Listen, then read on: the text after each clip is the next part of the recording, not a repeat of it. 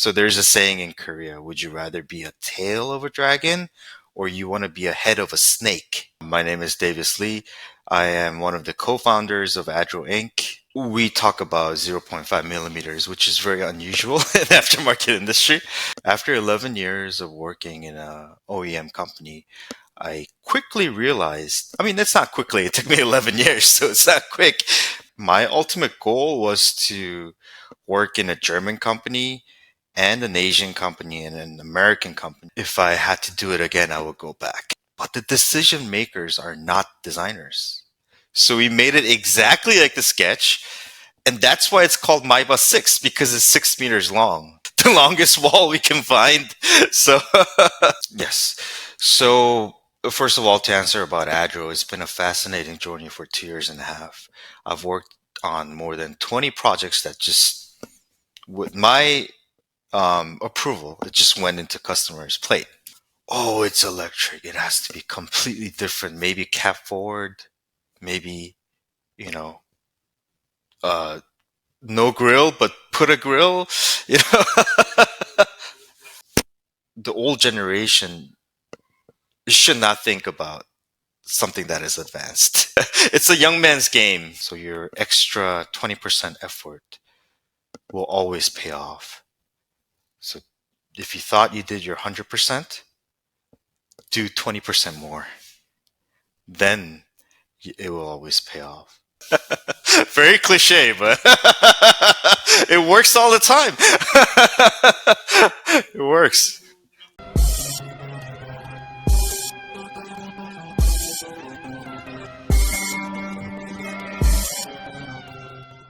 Yeah, so my name is Manav Jethani, and I'm the Hmm. host of this podcast.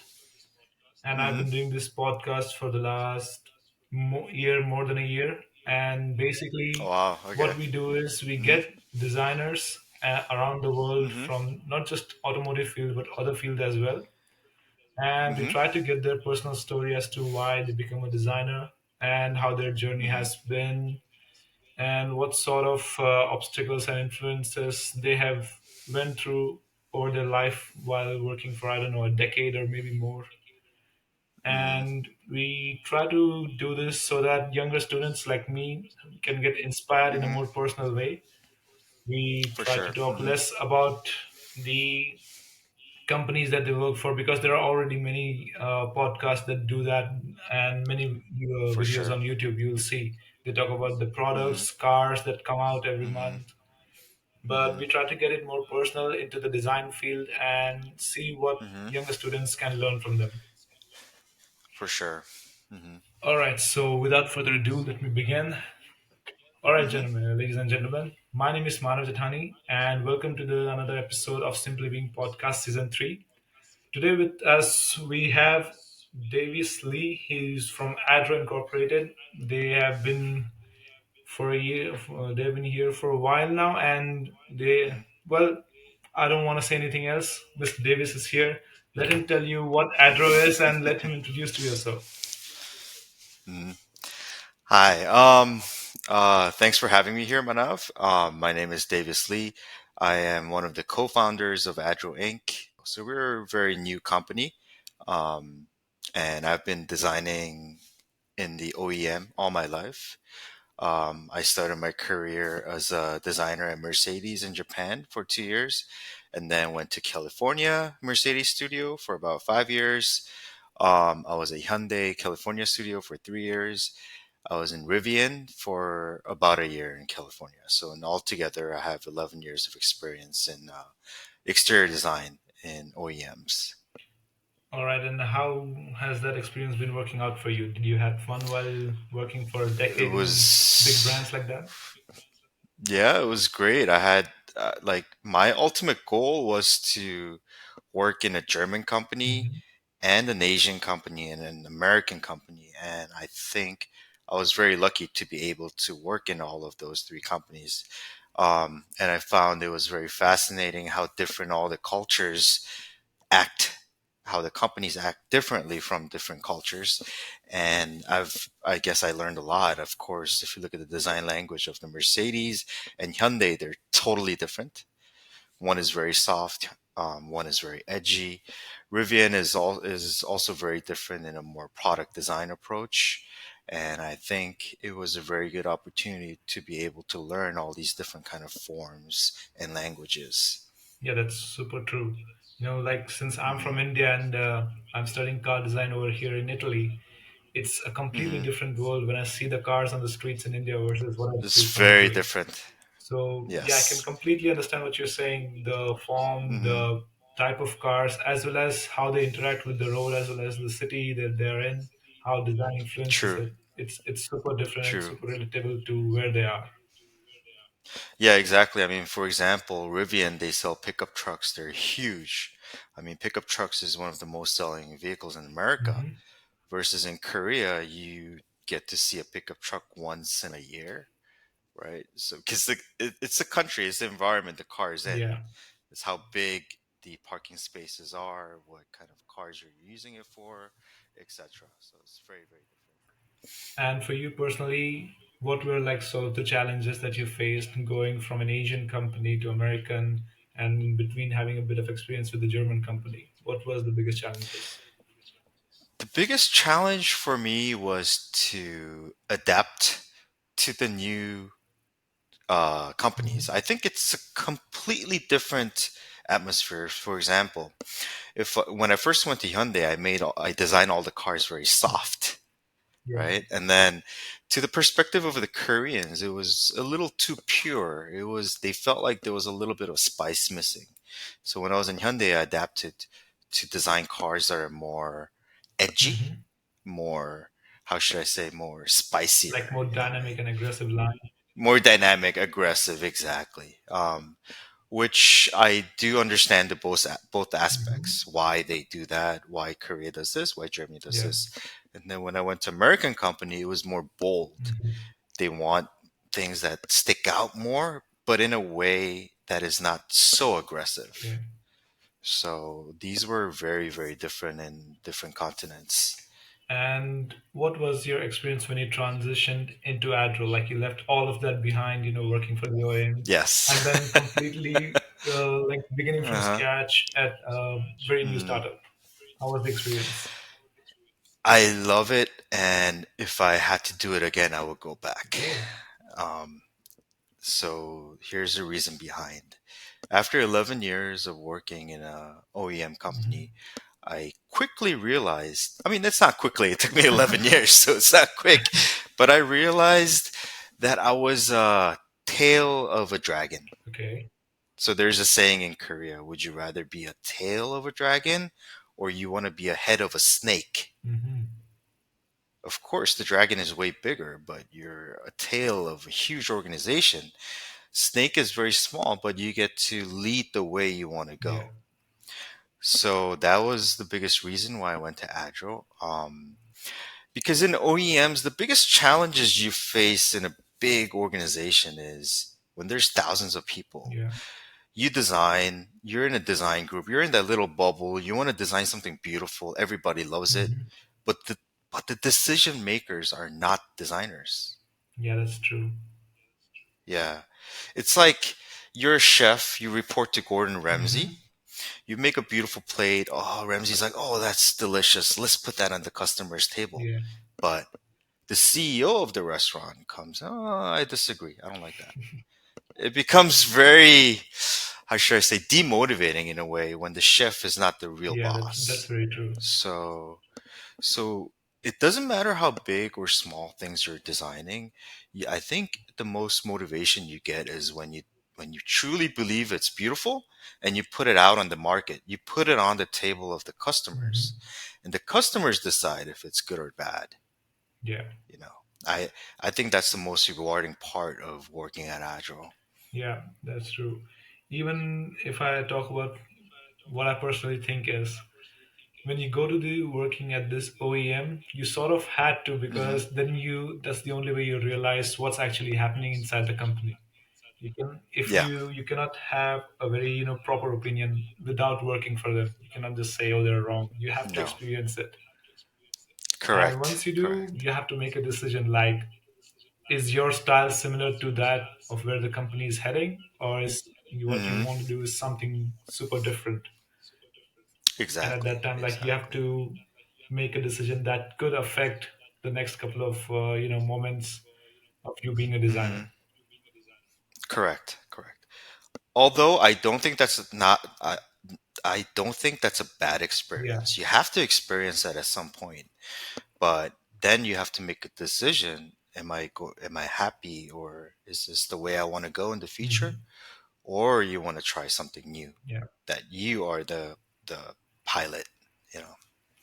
Yeah, that's true. And before we move on to ADRO, do you have any couple of moments where working at Mercedes or Hyundai or Rivian where you sort of enjoyed it, like some project or some car that we see currently on the streets? Were you part of any team like that? Oh yeah, yeah. I worked at a lot of projects. I can mention a lot. S class CLS, A class sedan, Ionic 5, and also the R2. I participated a little bit on it, Hmm. the Rivian. But the biggest enjoyment I had was when I designed the Maybach 6 concept.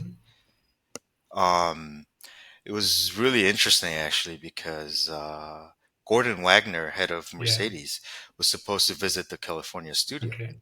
And then the day before, I made a side view sketch. And my manager at that time, Oliver Sampson, he's now, I think, head of Kia Frankfurt now. Okay. But he asked me to print the side view in the biggest wall that we have. So I measured all the walls and I found the longest wall that we had was 6 meters long. Hmm. So I made a print that fits on that wall, a full size print. And then Gordon came the next day. He saw the sketch and he's like, oh, I really like this. Just make it exactly like this. That's cool. So we made it exactly like the sketch. And that's why it's called Maiba 6 because it's 6 meters Oh, long. oh, that's why. Yeah. Yeah. So it's sometimes like you can think about a lot of concepts and stuff like that, but a lot of times the first initiative, the first thinking, when it goes into when it goes out in the world, is more impactful that way. That's true. I Yeah, agree. I think at yeah. some point you have Hmm. to start, whether or not it You works have to out or not, start just exactly. do it. Uh-huh. Just do it. Yeah, totally. All right. Yeah, that was a fun moment. Seeing that car at Pebble Beach and look at the Maima letter 6, and me knowing all the story behind it. It was like, and people think, wow, 6 means something, but it's actually 6 meters, which is the longest wall we can find. So, I think it yeah, worked out pretty that well, was, even in terms of proportions and how everything works out. I hmm. think it worked out pretty nice. Yeah, it did. It did. It was fun. All right, so let's move on to where you are now at Mm-hmm. ADRO.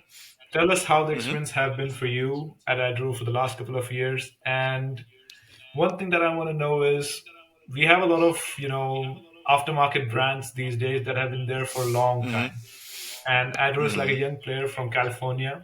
There's been a couple Mm-hmm. of years, and I checked the website. You have some pretty cool Mm-hmm. models and sick design. Mm-hmm. But I want to know what is different in terms of the design process because you yourself are a designer, have like a decade of experience in major Mm-hmm. brands. So how do you approach this in a different manner compared to other aftermarket suppliers? Yes. So, first of all, to answer about ADRO, it's been a fascinating journey for 2 years and a half. I've worked on more than 20 projects that just, with my approval, it just went into customers' plate, and they loved it. We're growing really, really fast. The biggest difference, I think, there's two aspects of ADRO. First, I want to talk about the design. Um, It comes with, I think, experience that I worked 11 years at OEM in different Hmm. countries. When I see a car, I can totally tell the intention of the designer. Okay. I think that's really important. For example, the designer of the BMW, let's say 3 Series, had an intention to make this car look like color red, Hmm. the taste of it. Then you don't want to put an aftermarket body kit that is blue, Yeah, right? You want to follow that cohesive feeling of the language that the designer intended to put on the car. So our approach is to, oh, if the car is red, then we put a red Plus body kit on that Hmm. car. So it doesn't look foreign. You follow all the lines and the design language of the car. And then once you start doing that, people totally respect it because the spoiler doesn't just come out from nowhere. It's not an add-on to Toyota Camry to Yeah. BMW 3 Series, but it's specifically designed for that car. So it looks, people think, oh, it's aggressive, but at the same time, it's very OEM plus. Another thing that's really significant in our company is that we hired Scott Beaton. Hmm. He's a former Williams F1 Yeah. aerodynamicist. So he does all the engineering and CFD testing with the aero. We want to make sure that these body kits are not, it doesn't just look good, but it functions well. It gives more efficiency to the downforce, all the ratio to the front and rear. So all the design process comes from designing a good looking kit to Scott analyzing and asking me to go down, up, here, and there to balance the car in a perfect way that it performs. So these are the two things that I think are very important in ADRO. Not only looking good, Hmm. but also functioning well. So they're just saying, like car designers say this a lot, exterior design of the car, you make people come to the dealership. Yeah. But what makes them really open their wallet is the interior Yeah. design, right? I think that's a very good quote. And I also think our body kit should look good. And with all these performance driven data, customers start to open their wallet. That's kind of how we approach it. So we take the both sides. Yeah, that's true. And like as you said, that you have a very, let's say, a special manager who handles the engineering side and the technical Hmm. side of your design. It's sort of like Hmm. designing the exterior of a car. You already have to Correct. follow a form, and then functional Hmm. meets after that, so that Hmm. it can have a final, Correct. design or a final base. It's like form Hmm. follows function in that way. Hmm. Yeah, I think that's Correct. super cool in terms of the process Yeah. of how it's done. I think it can Hmm. also, let's say, influence the design of the particular car in a similar way Hmm. that what it was originally intended to do. Correct. It's very important because it's not just a good looking object, it's a driving object. Yeah, So, that's true. yeah. Hmm. And yeah, as you mentioned, you have like an engineer who used to work with Williams Formula One team. Hmm. So I believe that you would also have, an eye for craftsmanship and attention to detail, because if you're designing is Correct. not a Yeah. super big thing, so you can spend more time Hmm. on attention to detail. So Yes. what level of quality and precision are we talking about? How deep do you have to dig when it comes to, be precise at millimeters? How deep are we talking about? We talk about zero point 0.5 millimeters, which is very unusual in the aftermarket Yeah. industry. But for us, it's very, very important because we are not designing the whole car right Hmm. now. We're designing the bumpers, we're designing the little carbon pieces that we add to the car, Yeah. and we have to ensure that it fits right. So, and believe it or not, it's not that easy to have these kits to fit well in the car because we don't have the OEM data that is symmetry data from the OEMs. We scan the car, Okay. and you're scanning a car that you don't know who assembled it. Hmm. Meaning, when people assemble the body on the chassis, assemble the engine, the doors, the glass, everything gets twisted to maximum five Yeah. millimeters. So the whole car is not No. symmetry. Yeah, and then we scan that, and then we try to guess where the symmetry is, right? For example, this is the front, and it's twisted a little bit like this, and we only work half of the data. So how are we gonna work that out? Yeah. So it takes a lot of guessing. We take a lot of rulers to measure to see what is the symmetry. And oh, the trust me, these are very, very difficult processes. And one incident how far we take the quality control is we built a wing last year. It costs $24,500. Hmm. Um, we thought it was perfect. We sold already like 40 of those around the world, and then we realized that there was a defect in the wing, Ooh. so there was chances of it of breaking. So we did. We stopped the sales for 6 months. We revisited it, and we developed it, made it way more stronger, and then we replaced all 40 customers with the wing who already purchased it. So that was a very big move. It costed us thousands of dollars, but we take reputations very Yeah. seriously, and because one of these little hiccups can destroy the whole company. So it doesn't matter how much money we spend, we have to get it right. Yeah, So that's true. I mean, that's you how we, have to, yeah. respect the customer base that you're providing, because that's Yes, correct. always the starting point of a startup. That's why it's called, like, if you have a strong Very true. customer base, financial troubles always get away in the end. Correct. And Once you start lying, it it will will never never recover. work out. No. Yeah, because they're very smart. Yeah, yeah, yeah. Yes, That very that's true. smart. Yes. Yeah. So yeah, like as you said, over a decade of experience in car design with major brands, and now you're using that, let's say, knowledge and expertise that you have gained for working with Mm-hmm. ADRO. Mm-hmm. Like, if you look at a bit more, carefully, you'll see that ADRO kind of provides sort of these body kits that doesn't Mm-hmm. necessarily make the car like super wide, or they can Mm-hmm. doesn't expose it too much. It's not like it's 100% carbon fiber body or something like that.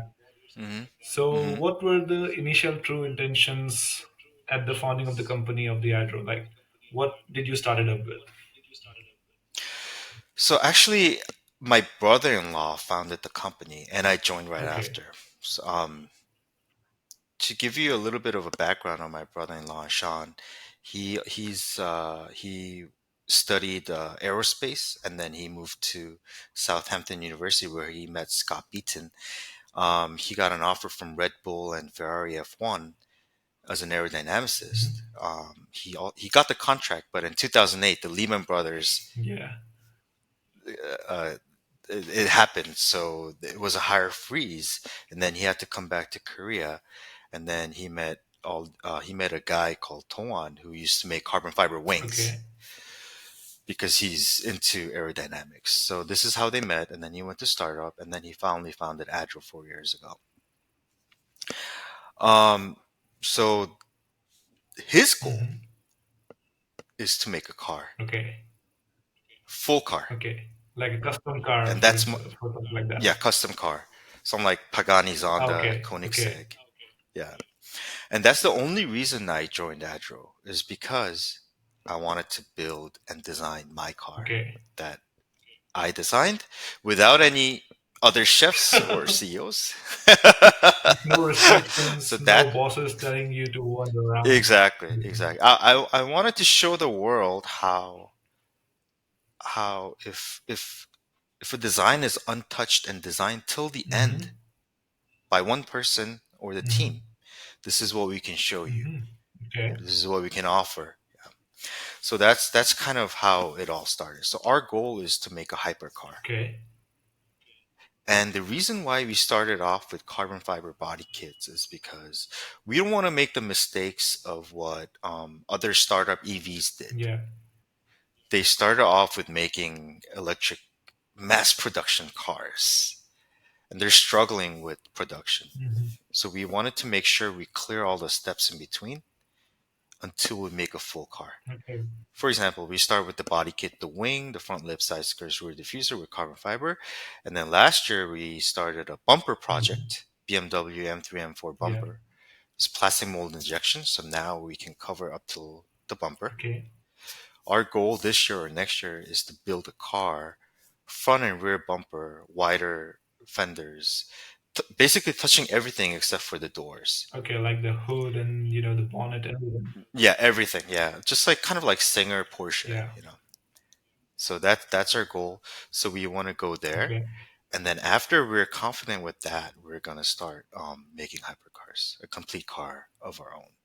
which the environment has become way more easier than before, where there's a lot of companies that provide chassis of Yeah, electric batteries. All you have to things such do as is powertrain design or the drivetrain, they are provided very easily. exactly. All you have to do is build the outer skin and the interior. So it became way more easier. Oh, that's super cool. That's super cool goal. Hmm. And I think like Hmm. yeah, starting with body kits, you will also get the knowledge of how custom body works, and you will Exactly. get around of Exactly. how hard it is to get every panel right. For Yeah, sure. I think this could be a very creative Yes. and very nice approach. Thanks. Yeah. And talking about myself, like as a student, I'm a second year student. I'm studying car design over Hmm. here in Italy. And let's say if I want to pursue something in a similar field, like not Hmm. exactly designing the whole car or modifying it on intentional purpose of making it better. So how Hmm. would I approach it in this day and age? Like you started 10 years ago, 15 years ago. What would I do now in order to get into this creative bodywork industry? That is a very tricky question, which I cannot answer like directly because I did not start with Yeah. body kit. I started in exterior designer, designing the full exterior and then body kits. So, to my perspective, I think it's very important to have experience in an OEM Hmm. because you learn the full process of designing the whole car. Yeah, that's true. And then once you know how that works, 2, 3 years, 5 years, then you're ready to go into designing body kits. I think, Okay. yeah.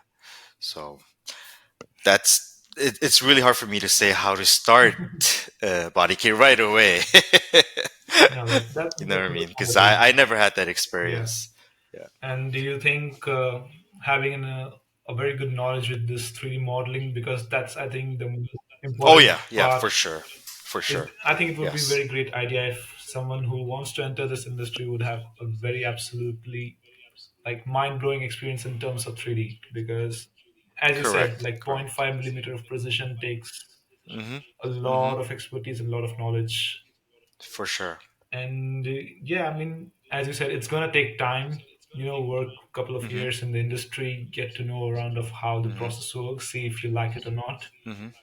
Because Mm-hmm. if you directly join, you may miss out the experience of working in a bigger company for like your dream Mm-hmm. brand or something like that. Mm-hmm. And I Mm-hmm. think, yeah, that's important. I believe you. Yes.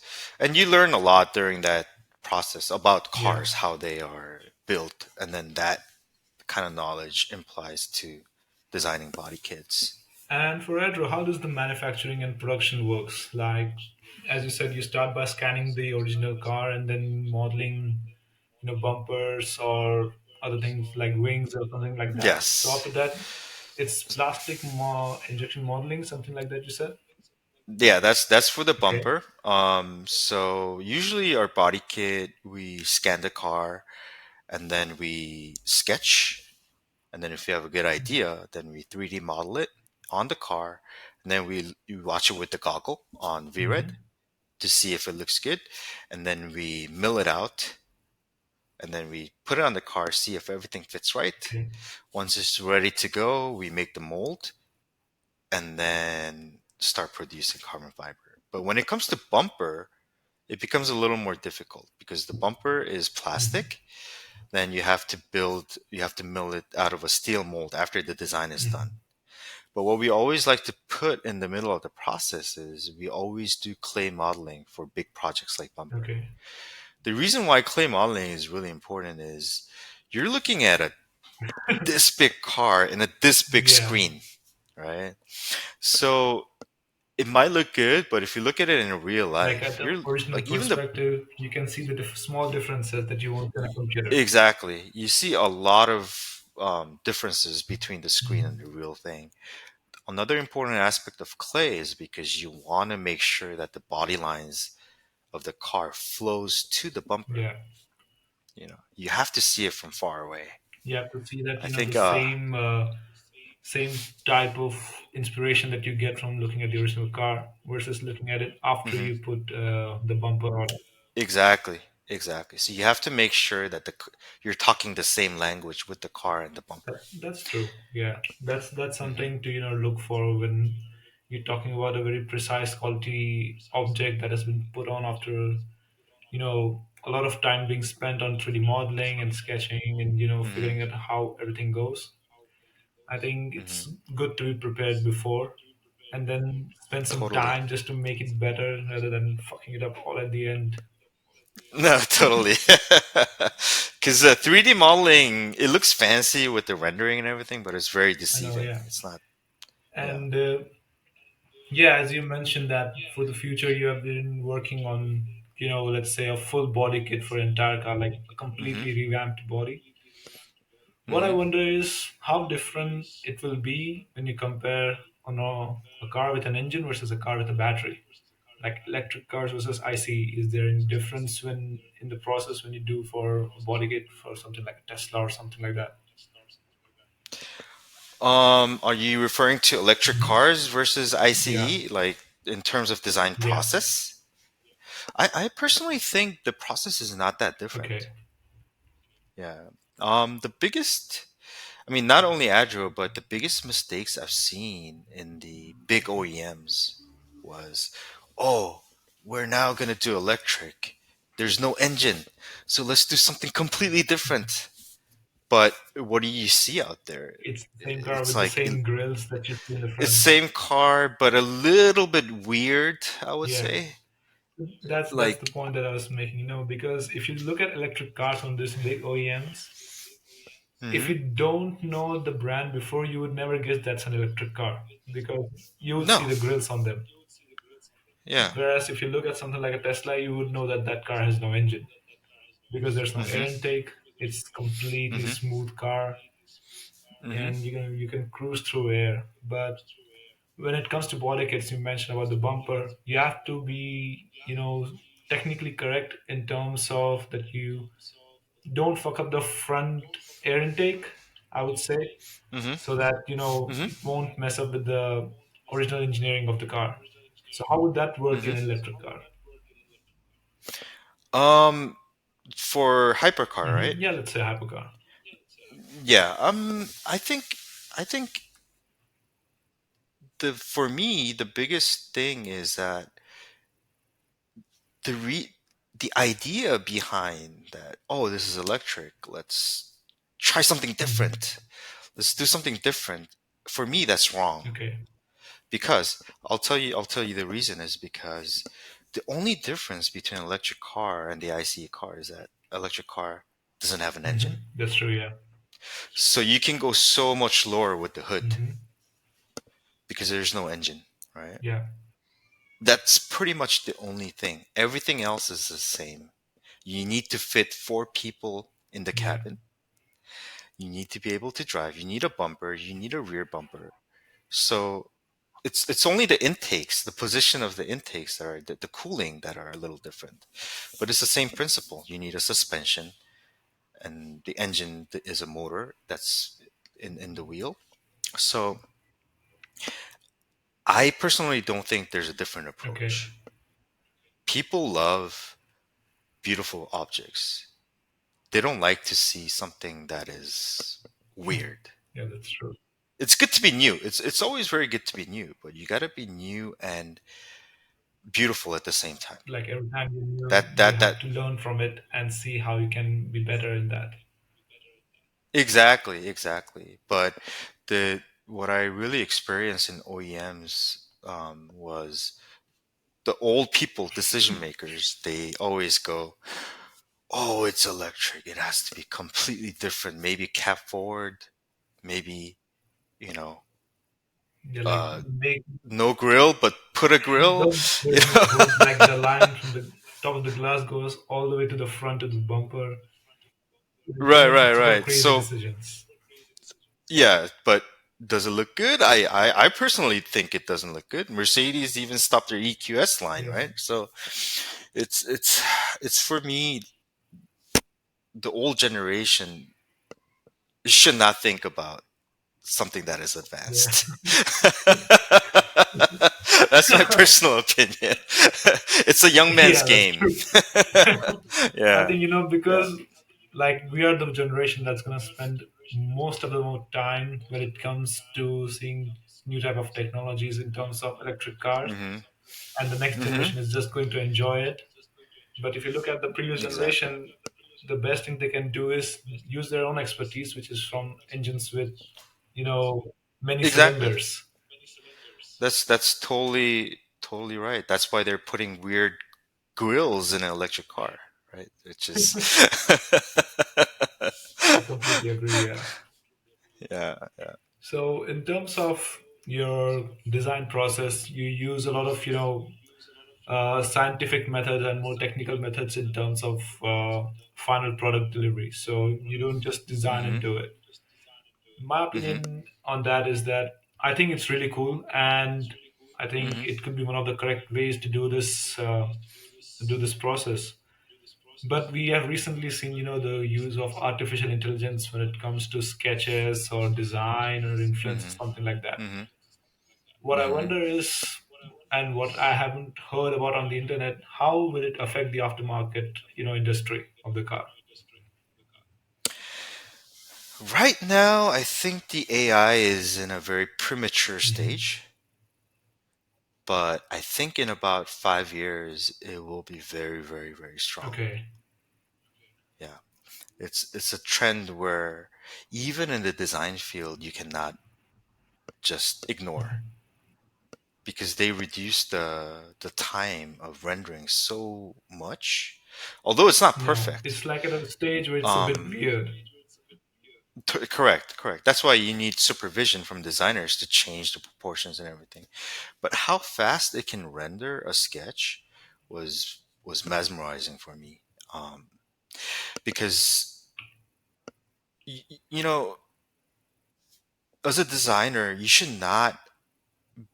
I- My biggest enemy is tradition. Hmm. Like 10 years ago, no, actually 15 years ago, when I started learning Photoshop, my seniors were like, "Oh, Photoshop, there's no taste. You got to use marker and pastels, right?" And when you ask the question, they're like, "Yeah, it's cool. It's nostalgic, or there's emotion in it." But look at now, everybody's using Photoshop, Yeah, that's true. right? And they're even using Blender. And now I became the old generations where, oh, AI, there's oh, it's just computer generated. There's no emotion in it.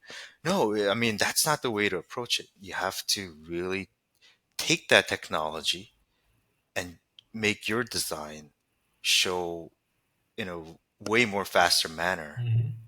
Like render it in 5 minutes, and then you change the proportion. Design process is just a process. There is no ego in it. Hmm. There is no emotion in it. Like it's You just just have bluntly doing the work, whereas after that we can yes, tune it, add a bit of motion, a little bit of flattery, exactly, and make it more personal. exactly. Yes. So I think as a student, you have to be able to use all the tools. That's true. That's what I I think, think. since we're young, we have this Hmm. liberty of experiencing everything we can while we are doing at college, Correct. Yep. because once we get out, the time moves very quickly, like get a job, Yes. get paid, get your first Yes. paycheck, get this done, get that done.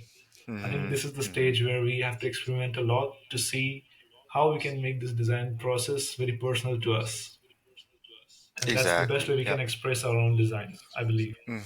No, I totally agree. The more you experiment, you will be stronger and you will be able to find your own Yeah, methodology. That's what I that's true. think. Hmm.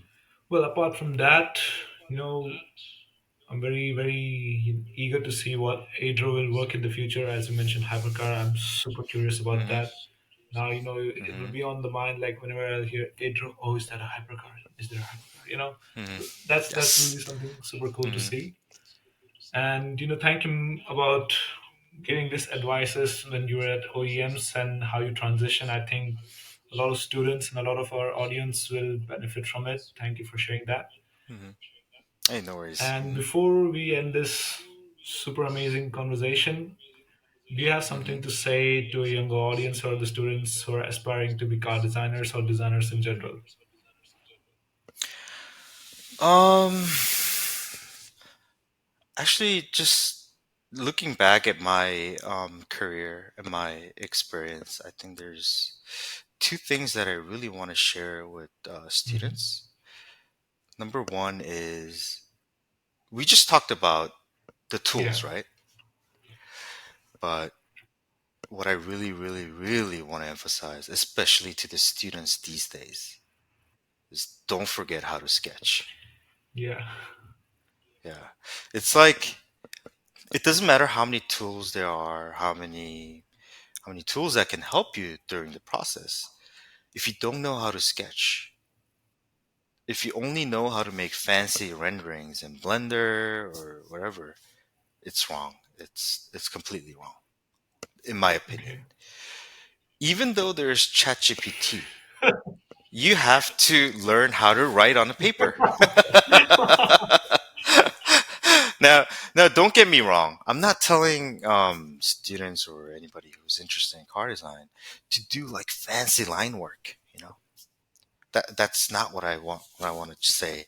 What I want to say is you got to learn how to sketch on paper your idea. Take Hmm. notes.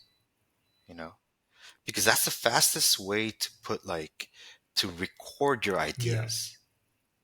Yeah, you will never be able to model something in Blender faster than a yeah, that's sketch. true. So I personally have tried yeah, so that, and I can tell. yeah, that's not gonna work. It doesn't matter if the proportion is off. You have to learn how to sketch on Yeah, paper, how to record your ideas on paper. That is number one, and then everything else will be good. yeah, I agree. I agree Yeah, because yeah, it takes time to get learned to these new tools, but sketching is very fundamental.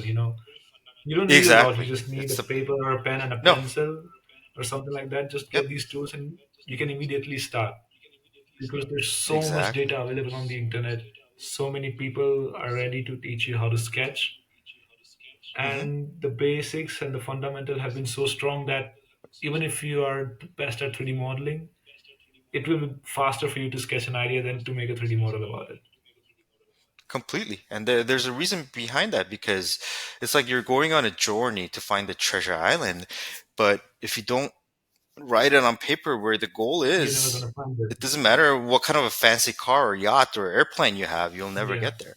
It's like when I worked in OEMs, whenever I worked with clay modelers, every time I finished a project, they or I tell them, "Oh wow, we always go back to the original yeah, sketch." That's what we always say.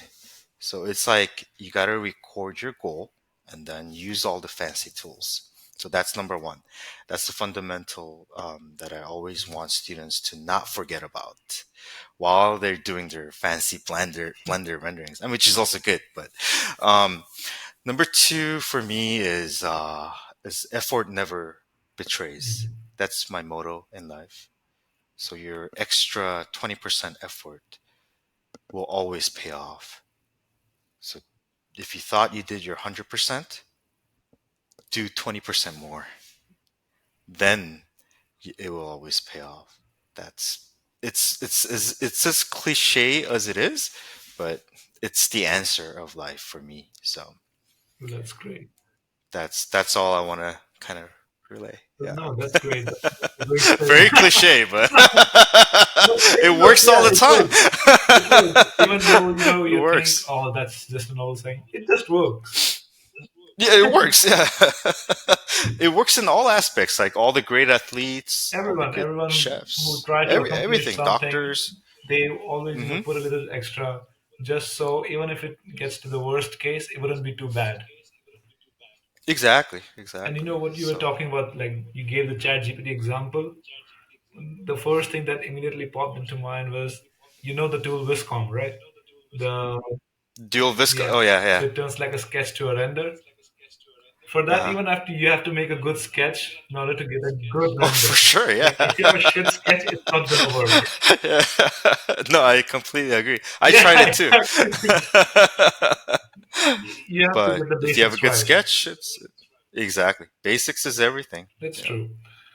Yeah. Well, Mr. Davis, thank you so much for spending this moment with me, having nice conversation about your experience in the car design industry. Very much looking forward to see Hmm. where ADRO is going to go in the future and what Thank you. crazy things you're going to do in the future with ADRO. Thank you Hmm. so much for spending your very busy schedule in order to take this moment to have a conversation with me for this podcast and also for our Hmm. audience. And thank you so much for your inspirational quotes and your tips and advices about what we could do to make ourselves better. Thank you, Manav. It was a pleasure It talking was a to you. pleasure for me, sir. All right. All right. So that has been Davis Lee, and this have been the Simply Being podcast. Thank you so much for watching. See you next time. Ciao. See ya.